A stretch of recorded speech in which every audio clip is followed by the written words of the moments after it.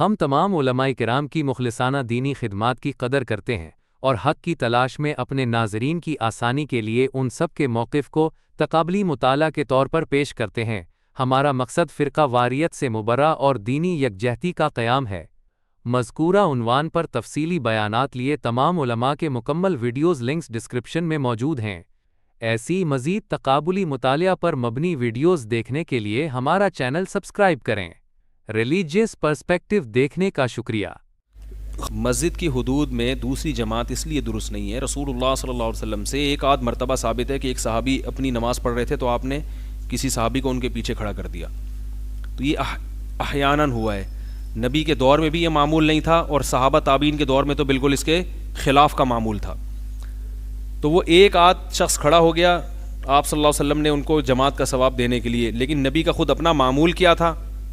یعنی وہ استدلال کرتے ہیں اس حدیث سے کہ دیکھو نبی نے ایک صحابی اکیلے پڑھ رہے تھے تو ان کے ساتھ کسی کو کھڑا کر دیا۔ تو ساری حدیثوں کو دیکھنا چاہیے نا استدلال میں۔ ایک روایت ہمیں ملتی ہے لیکن ہمیں آپ صلی اللہ علیہ وسلم کا جو معمول ملتا ہے وہ کیا ہے کہ جب جماعت مسجد میں اگر ہو جاتی تھی تو آپ گھر جا کے اپنی مستورات کو جمع کر کے جماعت کرایا کرتے تھے۔ اور مصنف ابن ابی شیبہ میں ہے کہ اسلاف کے بارے میں، صحابہ اور تابعین کے بارے میں، کہ ان میں سے جب بھی کسی کی جماعت نکلتی تھی مسجد میں آتے تھے تو دیکھتے اگر جماعت ہے تو شامل ہو جاتے، اگر جماعت ختم ہو گئی ہوتی یا تو انفرادی نماز پڑھتے یا گھر میں جا کے جماعت کراتے، کیونکہ اس میں عمومی ماحول جیسے عرب میں بن چکا ہے، اس میں نقصان ہے، اس لیے کہ جماعت کی نماز ہے مسلمانوں کی اجتماعیت کے لیے۔ میں بھی UAE گیا ہوں، سعودیہ جب بھی گیا ہوں تو وہ ایک جماعت سلام پھیرو فوراً دوسری جماعت، وہ سلام پھیرے فوراً، اس کی پر کون سی حدیث ہے بھائی؟ اتنی بڑی بڑی جماعتیں ہو رہی ہیں، اس لیے فقہا نے اس کو مکروہ لکھا ہے، ناپسندیدہ لکھا ہے کہ اس سے جماعت کی اہمیت ختم ہو رہی ہے۔ اور وہی بات ہے کہ سب سے زیادہ دین کو صحابہ نے سمجھا ہے۔ اگر وہ ایک روایت ہے کہ ایک صحابی کو نبی نے جماعت سے نماز پڑھوا دی تو صحابہ کرام نے اس کو فالو نہیں کیا۔ لو کان خیر لسبقونا الیہ، اگر یہ کام باقاعدہ سنت ہوتا، یہ افضل ہوتا تو صحابہ اس میں پہل کرتے۔ ہم دیکھتے ہیں کہ صحابہ اور تابعین ایسا نہیں کیا کرتے تھے۔ لوگ ہمیں حوالے دیتے ہیں سعودی عرب میں ایسا ہوتا ہے، اس زمانے کے سعودی عرب میں کیسا ہوتا ہے یہ بھی تو دیکھا کرو نا۔ جو صحابہ تابعین تبع تابعین کے دور میں جو سعودی عرب تھا اسی کے بارے میں کہہ رہے ہیں کہ صحابہ ایسا نہیں کرتے تھے، صحابہ تابعین گھر میں جا کے یا تو گھر والوں کو جماعت کراتے یا مسجد میں انفرادی نماز پڑھتے تھے۔ تو ہم یہ سمجھتے ہیں کہ اس سے جو اس کا معمول جس طرح سے بن چکا ہے، اس سے پہلی جماعت کی اہمیت ختم ہو جاتی ہے۔ اور ویسے بھی مسجد نبوی میں نبی صلی اللہ علیہ وسلم نے دوسری جماعت کی وہ جو ایک انفرادی واقعہ ملتا ہے کہ اجازت دی تھی، تو مسجد نبوی میں تو ویسے بھی دوسری جماعت پر کیا ہے، کوئی پڑھا کے دیکھے تو وہاں یہ لوگ نہیں کہتے، حدیث میں تو آتا ہے مسجد نبوی۔ ابھی آپ نے سنا کہ مفتی طارق مسعود صاحب دو جماعتوں کے بارے میں کیا کہتے ہیں۔ آئیں اب سنتے ہیں کہ مولانا عبدالواحد قریشی صاحب کی رائے کیا ہے۔ عباسی صاحب، آپ کے سوال میں کمی موجود ہے۔ وہ مسجد کون سی ہے؟ محلے کی ہے یا مسافر ہونے کی ہے، سفر کی ہے، اڈے کی مسجد ہے؟ مسافر ہونے والا معاملہ اور ہے، محلے کی مسجد میں دوسری جماعت جائز نہیں ہے، ایک ہی جماعت ہوگی، ورنہ جماعت کی حیثیت فوت ہو جائے گی، ہر بندہ آئے گا اپنی جماعت کراتا پھرے گا۔ محلے کی مسجد میں اب دوسری جماعت نہیں کر سکتے۔ ہاں کوئی مسافر ہے تو وہ بنا اول پر اس مسجد میں جس میں پانچوں نمازیں باوقت ادا ہو رہی ہیں، بنا اول پر وہ دوسری جماعت کر سکتے ہیں۔ بنا اول کا مطلب وہ مسافر ہیں، وہ اس علاقے کے نہیں ہیں، دوسرے علاقے کے ہیں۔ نمبر دو، وہ دوبارہ تکبیر بھی نہیں پڑھیں گے، اسی پہلی تکبیر پر اتفاق کرتے ہوئے اللہ اکبر کریں گے، تو اس صورت میں دوسری نماز کی گنجائش موجود۔ ابھی آپ نے مکتبہ دیوبند کے دو علماء کا موقف سماعت فرمایا۔ اب سنتے ہیں کہ مکتبہ بریلوی سے جناب مفتی اکمل قادری صاحب ایک نماز کے وقت میں دو جماعتوں کے قائم ہونے پر کیا موقف رکھتے ہیں۔ کہتے ہیں کہ مساجد میں جب جماعت ختم ہو جاتی ہے، بعض لوگ لیٹ پہنچتے ہیں تو اپنی جماعت قائم کر لیتے ہیں، تو یہ کیا ہر مسجد میں ہو سکتا ہے یا بعض مسافروں والی مسجد جیسے اسٹیشن والی مسجد ہوتی ہے، بس اسٹاپ پہ مساجد ہوتی ہے، اس میں لوگ آتے رہتے ہیں، نماز پڑھ کے نکلتے رہتے ہیں، ان کے لیے؟ دیکھیں ویسے یہ حکم ہر مسجد کے لیے ہے۔ نبی کریم صلی اللہ علیہ وسلم ایک مرتبہ تشریف فرما تھے، نماز پڑھا کے چکے، صدیق اکبر رضی اللہ تعالیٰ عنہ کسی وجہ سے دیر سے تشریف لائے، سرکار نے فرمایا کون ہے جو ان کے ساتھ نماز پڑھے؟ تو یعنی انہوں نے باقاعدہ جماعت کے ساتھ، اور اس طرح دیگر صحابہ بھی سے ثابت ہے کہ لیٹ ہو جانے پر جماعت قائم کی گئی ہے۔ تو مسافر والی مسجد میں تو شبہ ہی نہیں ہے، لیکن عام مساجد کے اندر کوئی دیر سے آئے تو جماعت قائم کر سکتا ہے۔ لیکن ہمارا مشورہ یہ ہوگا کہ اب ماحول بدل گیا ہے. اگر آپ کبھی کبھار ہو جائے تو چلے الگ بات ہے، اس کو عادت نہ بنائیں. اگر عادت بنا لیتے ہیں، یعنی ہفتے میں 2-3 بار آپ ایسا کرتے ہیں، تو شکوک و شبہات اور بدگمانیاں پیدا ہوتی ہیں. بعض اوقات امام صاحب گھبرا جاتے ہیں کہ ضرور میرے پیچھے نماز نہیں پڑھتے، اپنا گروپ بنا رہے ہیں، اور ایک کلیش کی صورتحال بن جاتی ہے. اسی طرح مختلف مکاتب فکر کی مساجد میں اگر آپ دیر سے جا کے نماز پڑھتے ہیں تو بھی اسی طرح کے مسائل پیدا ہوتے ہیں. اس لیے کوشش یہ کیجیے کہ یا تو ماحول سازگار ہو، تب جماعت ثانیہ قائم کرنے میں حرج نہیں، اور اگر ماحول سازگار نہیں ہے، فتنہ فساد، بدگمانیوں، غیبتوں، چغلیوں، لڑائی جھگڑے، فتنہ فساد کا اندیشہ ہے، تو اپنے آپ نے ابھی مفتی اکمل قادری صاحب کا نقطہ نظر سماعت کیا. اب سنتے ہیں کہ مولانا مکی الحجازی صاحب مذکورہ مسئلے میں کیا رائے رکھتے ہیں. اگر پہلی جماعت گزر جائے اور مسجد معین ہے، وہاں امام معین ہے، جماعت معین ہے، تو دوسری جماعت سے امام ابو حنیفہ رحمۃ اللہ علیہ منع فرماتے ہیں. وہ کہتے ہیں اس طرح لوگ عادی ہو جائیں گے، جب آئیں گے جماعت کرا لیا کریں گے. اس لیے جماعت ثانی نہیں ہونی چاہیے. الا کوئی راستے کی مسجد ہے، جیسے مدینہ منورہ جاتے ہیں، راستے میں مسجد ہے، وہاں ہوتی رہیں گی جماعتیں، کیونکہ وہ راستہ ہے. لیکن محلے کی مسجد ہے، اس کی عزت و عظمت کا تقاضا یہ ہے کہ ہر آدمی پہلی جماعت میں شریک.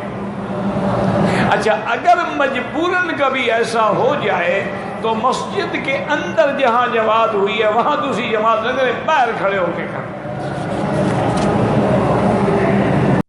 مولانا مکی الحجازی صاحب کی رائے آپ نے سنی.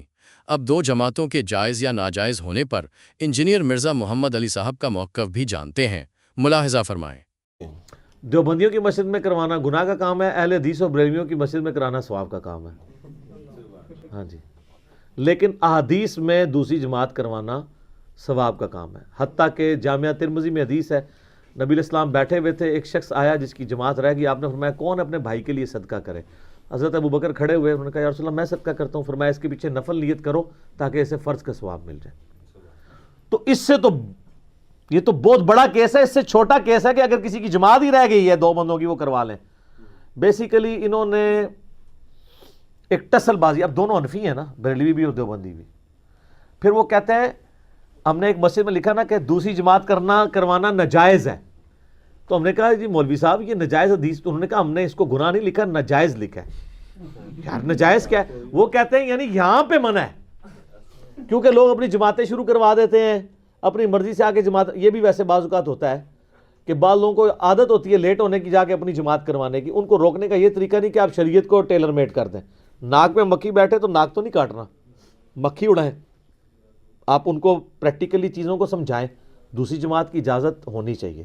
حرمین میں تو آپ دیکھتے ہیں کس طرح لائن در لائن ایک جماعت ختم ہوتی ہے، لوگ اپنی جو ہے اپنی رکعتیں پورا کر رہا ہوتا ہے تو اس کے بھی کندھے پہ تھپکی دے کے لوگ شامل ہو جاتے ہیں. تو اس طریقے سے جماعت کے بغیر وہ لوگ نماز نہیں پڑھتے ہیں. اگرچہ یہ نہیں اجتہاداً کسی حد تک درست ہے کہ وہ اس طریقے سے کر سکتے ہیں، تو لیکن لیٹ نہیں ہونا چاہیے. اس کا ویسے نقصان میں نے عرب ملکوں میں یہ بھی دیکھا ہے کہ وہاں پہ لوگ جماعت سے لیٹ بھی ہوتے ہیں. ان کو یہ بھی ہوتا ہے کہ چلو جا کے مل جائیں گے. یہ اس کا تلخ پہلو ہے، لیکن اس پہلو کو ایڈریس کرنا ہے. اس کی وجہ سے آپ ناجائز، آپ شریعت ساز تو نہیں ہیں. آپ کو کس نے حق دیا؟ کل کو تو آپ دیکھیں بخاری مسلم حدیث اما عائشہ کہتی ہیں رسول اللہ زندہ ہوتے تو عورتوں کو مسجدوں میں جانے سے روک دیتے اگر آج کی عورتوں کی حالت دیکھ لیتے. لیکن اما عائشہ نے یہ نہیں کہا کہ میں تمہیں روکتی ہوں، وہ شریعت ساز نہیں تھی. تو دیوبندیوں کے مفتی کہاں سے شریعت ساز ہو گئے کہ وہ لکھ کے لگیں گناہ ہے یا ناجائز ہے؟ یہ ان کا حق نہیں ہے. اس طرح تو ہر بندہ ٹیلر میڈ وہ کہے گا میں یہ سمجھتا ہوں کہ یہ ہونا چاہیے، تو کیا سے کیا کرنا شروع کر دے گا. تو اس طرح نہیں آپ نے کرنا. ٹھیک رائٹ. انجینئر مرزا محمد علی صاحب کا بیان آپ نے سنا. اب انڈیا کے ایڈوکیٹ فیض سید صاحب کو سنتے ہیں. بھائی نے ایک اچھا سوال کیا کہ وہ ایک مسجد میں جاتا ہے، جامع مسجد ہے، اور وہاں یہ ہو رہا ہے کہ ایک جماعت ہوتی ہے، پھر دوسری ہوتی ہے، پھر تیسری ہوتی ہے، اور چوتھی، مطلب لوگ پیچھے بنا رہے، ایک تو ہو گئی. اس معاملے میں کیا کرے؟ دیکھیے اس معاملے، اور لوگوں نے یہ طریقہ بنا لیا کہ چلو پہلی چھوٹ گئی دوسری ملیں گی، دوسری چھوٹ گئی تیسری ملیں گی، تیسری چھوٹ گئی چوتھی ملیں گی. ایک مرتبہ ایسی ہوا، میرا بھی ایک جو مسجد میں جانا، بہت بڑی مسجد تھی، لوگ بہت آتے ہیں، اور ہوا یہ کہ جب میں لیٹ گیا تو میں نے اپنی رکعت باندھ لی کہ اب میں لیٹ ہو گیا اس کے لیے، اور میں پیچھے آیا رکعت باندھنی شروع کی بات ہے ایک دم. اب ہوا یہ کہ جو ایک آدمی آگے بازو کھڑا ہو گیا، تو اب میں مجبور ہو گیا، میں نے خیرت چالو کر دی، اس لیے کہ ایک بازو اب جماعت ہو گئی نا، وہ آ گیا.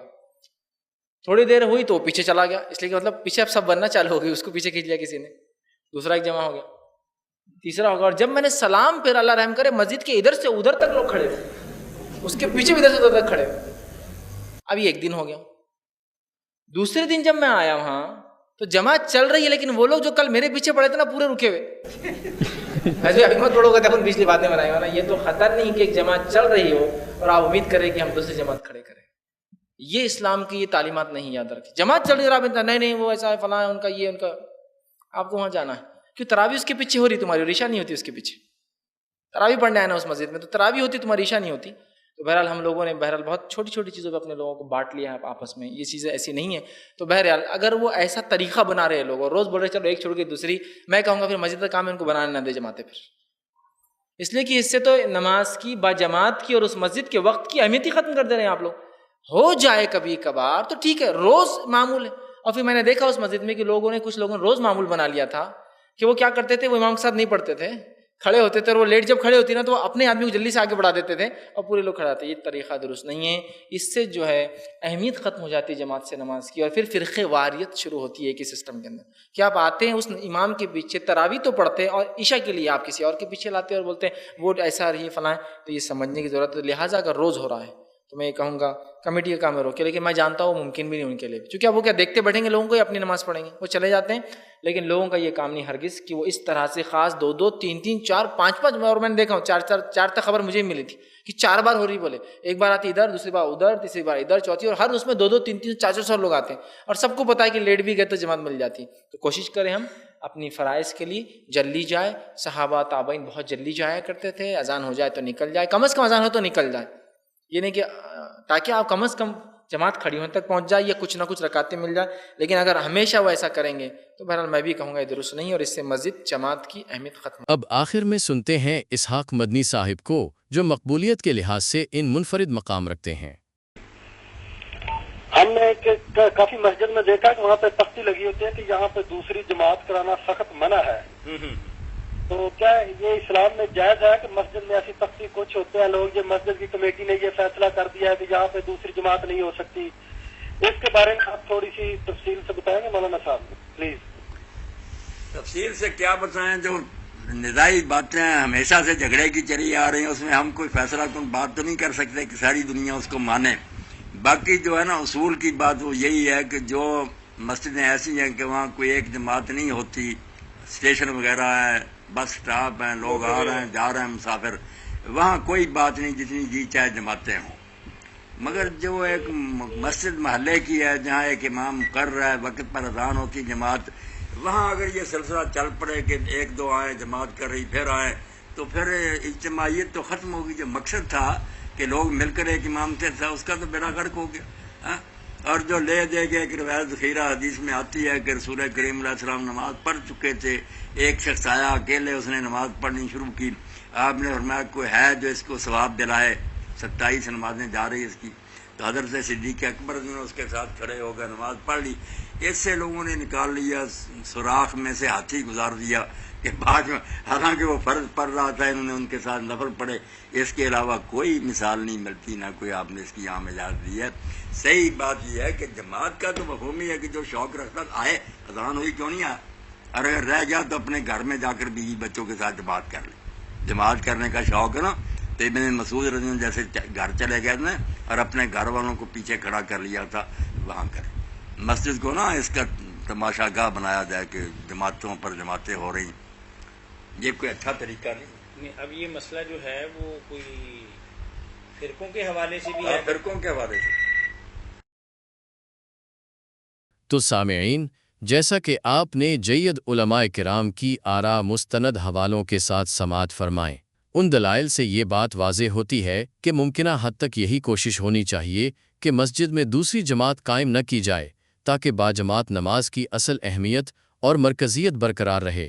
عام حالات میں تمام مکاتبی فکر کے نزدیک ایک ہی مسجد میں دوسری جماعت کروانا ممنوع یا ناپسندیدہ ہے. لہٰذا کوشش کریں کہ مسجد انتظامیہ کے طے شدہ اوقات کی پاسداری کی جائے تاکہ فرض نماز پہلی ہی جماعت کے ساتھ ادا ہو سکے.